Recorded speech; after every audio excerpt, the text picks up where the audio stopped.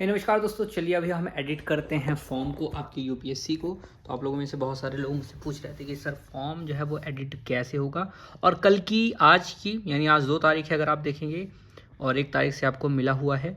सो आज 2 है, कल 3 है, वहाँ 3 तक ही आपको ये विंडो ओपन मिलेगी। तो सबसे पहले आपको यूपीएससी ऑनलाइन सर्च करना है। यूपीएससी ऑनलाइन जैसे ही सर्च करेंगे आपका ये जो वेबसाइट है वो ओपन हो जाएगा और यहाँ से आपको लॉगिन के ऑप्शन पे जाना है। अब आप अपने मोबाइल नंबर से, यूआरएन से या फिर ईमेल से आप लॉगिन कर लेंगे और जैसे ही लॉगिन करेंगे वैसे ही कुछ ऐसा इंटरफेस आपके सामने खुल करके आएगा। अब यहाँ पे अगर आप माई एप्लीकेशन में जाएंगे तो देखिए आपका एप्लीकेशन लिख करके आएगा कि आपने कब सबमिट किया है, पर यहाँ पर कोई भी जो है एडिट का ऑप्शन आपको देखने को नहीं मिलेगा। तो इसके लिए आपको क्या करना है, फिर से बैक जाना है और अप्लाई फॉर एग्जामिनेशंस में अब आपको जाना है। ठीक है, अब जैसे ही अप्लाई फॉर एग्जामिनेशंस में जाएंगे तो देखिए कई सारे एग्जामिनेशन यहाँ पे खुल के आते हैं। अभी कुछ नया आया है फेब 11 को जिसकी नोटिस आई थी, तो देख सकते हैं इंडियन इकोनॉमिक सर्विसेज। पर हमें अभी काम क्या है, हमें केवल और केवल काम है ये आपके सिविल सर्विसेज प्रिलिमिनरी एग्जामिनेशन, और इसके आगे एडिट की विंडो आ गई है। तो एडिट के विंडो पर क्लिक कर देना है। ठीक है, और जैसे ही हम एडिट के विंडो पर क्लिक करेंगे, अब इधर देखिए लिख करके आ रहा है कि you are about to open correction window. 3 दिन की विंडो है, 28 फेब यहाँ पे लिखा गया है। तो चलिए प्रोसीड करता हूँ मैं। ठीक है, अब इधर सबसे पहली बात आप देखेंगे सिलेक्शन का ऑप्शन आता है। एक आप एडिट कर पाएंगे सीएससी यानी सिविल सर्विसेज प्रिलिमिनरी एग्जामिनेशन में। उसमें कौन कौन सी डिटेल होंगी देखिए, यहाँ पे एजुकेशन क्वालिफिकेशंस अगर आपने जो डाली हुई हैं वो होगा। ठीक है, फिर प्रिलिमिनरी एग्जामिनेशन है, फिर सिविल सर्विसेज मेन एग्जामिनेशन है, फिर Indian forest service main examination, OBC, EWS annexure, socio economic questionnaire. तो ये आपको ये डिटेल्स दे रही है ना। बाकी अगर आप अपने CAF यानी कॉमन एप्लीकेशन फॉर्म में चेंजेस करना चाहते हैं तो उसका भी ऑप्शन है। सो राइट नाउ अगर आप ये सेलेक्ट करेंगे तो देखिए, तो इसमें से आपको एक सेलेक्ट करने का ऑप्शन आएगा। तो जैसे मैं, मेरा यहाँ पे भी है क्योंकि मैंने लैंग्वेज आपके पेपर ए की इंग्लिश सेलेक्ट की है, जबकि इंग्लिश का ऑप्शन होना नहीं चाहिए था। तो यूपीएससी की गलती है और फिर मेरी भी गलती उसमें हो गई, करने के बाद समझ में आया।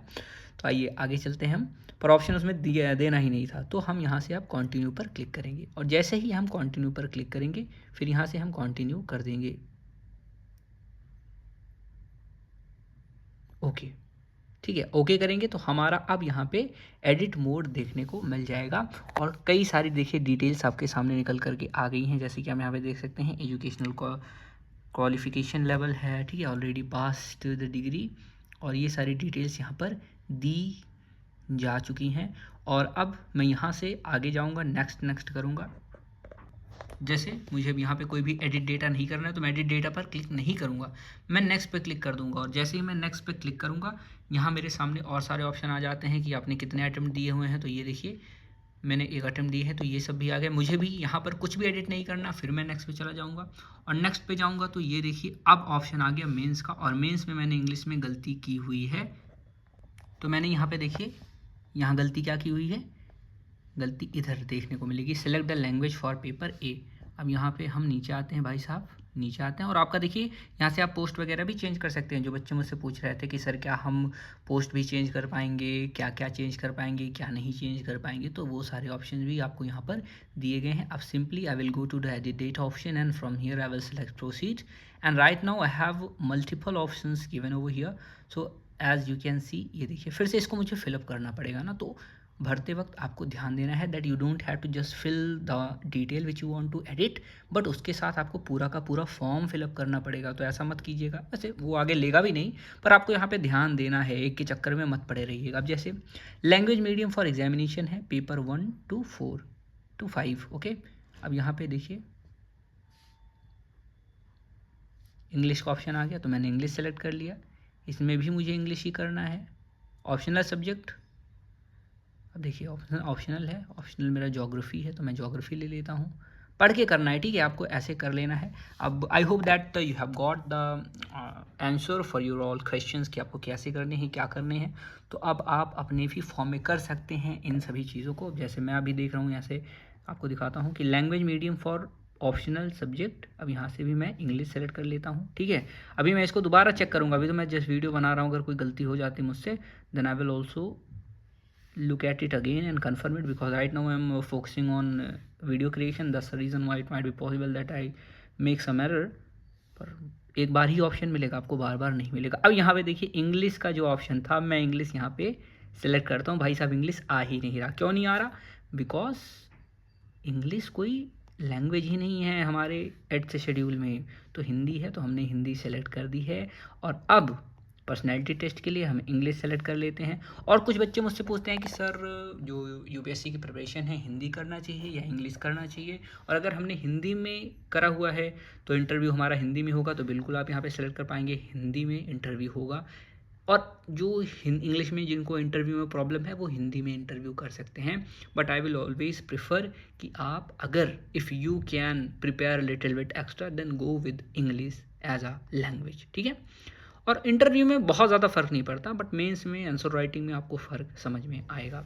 अब centre for civil services main examination I have already selected it, पर यहाँ से फिर से ऑप्शन आ रहा है, तो मैं दिल्ली सेलेक्ट कर लेता हूँ, क्योंकि भाई ग्रेटर नोएडा से दिल्ली पास में पड़ता है, ठीक है। और अब यहाँ पे have you read and understood the number of attempts permissible to a candidate, ठीक है। यहाँ से मैं यस कर देता हूँ कि मैंने सब कुछ पढ़ लिया है।